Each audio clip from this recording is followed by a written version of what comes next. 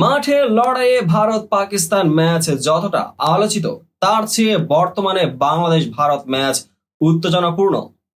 তাই তো সাবেক ভারতীয় তারকা থেকে শুরু করে বাংলাদেশের সাবেক তারকাদের এই ম্যাচটা নিয়ে জল্পনা কল্পনার তুঙ্গে একের পর এক বিশ্লেষণ দিয়ে চলেছেন বড় বড় তারকারা। পিছিয়ে নেই ভারতের সাবেক পেসার।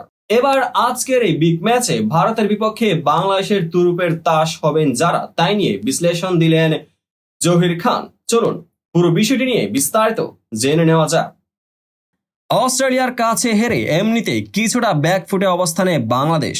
এছাড়া ভারতের সঙ্গে পরিসংখ্যানের বিচারে ধারে কাছেও নেই। তবু প্রতিপক্ষ ভারত বলেই দারুণ লড়াইয়ের আশা সমর্থকদের।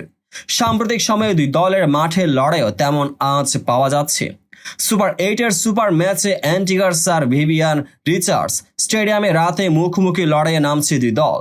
তুলনামূলক ভালো অবস্থানের টিম ইন্ডিয়া গ্রুপ পর্বে সবকটি ম্যাচে জয়ের পর সুপার 8-এ আফগানদের হারিয়ে ভালো অবস্থানে আছে রোহিত শর্মারা। আজ বাংলাদেশকে হারালে সেমিতে এক পা দিয়ে রাখবে তারা। অন্যদিকে বৃষ্টি বিঘ্নিত ম্যাচে অস্ট্রেলিয়ার বিপক্ষে 28 রানে হারের পর সুপার 8-এর পয়েন্ট টেবিলের তলানিতে বাংলাদেশ। শেষ চারের আশা বাঁচিয়ে রাখতে বাকি দুই ম্যাচে জয়ের কোনো বিকল্প নেই। রোহিত শর্মাদের বিপক্ষে ভালো করতে টাইগারদের কয়েকজন ক্রিকেটারকে জ্বলে উঠতে হবে বলে মন্তব্য করেছেন ভারতের সাবেক ক্রিকেটার জহির খান। সম্প্রতি ক্রিকবাজের এক শোতে সাকিব আল হাসান এবং মোস্তাফিজুর রহমানকে আলাদা করে মূল্যায়ন করেছেন তিনি। জহির বলছিলেন, সাকিবের ভালো ছন্দে থাকা জরুরি, তাকে রান করতে হবে।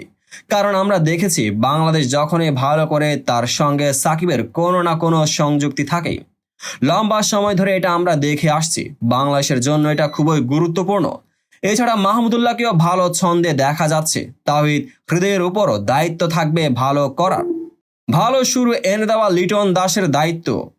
এরপর সাবেক এই পেসার জানান, বোলিংয়ের দিক থেকে বাংলাদেশকে বেশ ভালো দল বলেই মনে হয়। বোলাররা খুব ধারাবাহিক। মোস্তাফিজুর রহমানকে তার ছন্দে ধরে রাখতে হবে। বল হাতে নেতৃত্ব দিতে তাকেই দিতে হবে। আত্মবিশ্বাসী থাকা জরুরি মনে করছেন জহির। বড় দলের বিপক্ষে যখন আপনি খেলবেন তখন আপনাকে আত্মবিশ্বাস নিয়ে লড়াই করতে হবে। আপনাকে এটা বিশ্বাস করতে হবে যে দিনটা আপনার হলে এবং আপনি যদি সুযোগ পান তবে অবশ্যই ভালো কিছু করতে পারেন। আমার মনে হয় বাংলাদেশও সেভাবেই ভাবছে। ভারতের বিপক্ষে বাংলাদেশ সহজ প্রতিপক্ষ হবে না জানিয়ে জহির আরও বলেন, বাংলাদেশের বিপক্ষে ম্যাচ কখনো সহজ হয় না।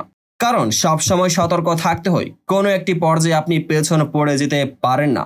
তো বন্ধুরা, ভিডিওটি যারা সম্পূর্ণ দেখেছেন সবাইকেই অসংখ্য ধন্যবাদ। ভিডিও শেষে কমেন্ট সেকশনে আপনার মতামত জানাতে ভুলবেন না। আর চ্যানেলটিকে সাবস্ক্রাইব এবং পেজটিকে ফলো করে পাশেই থাকবেন যাতে পরবর্তী ভিডিওর সকল নোটিফিকেশন সরাসরি পেয়ে যান। দেখা হবে পরবর্তী ভিডিওতে।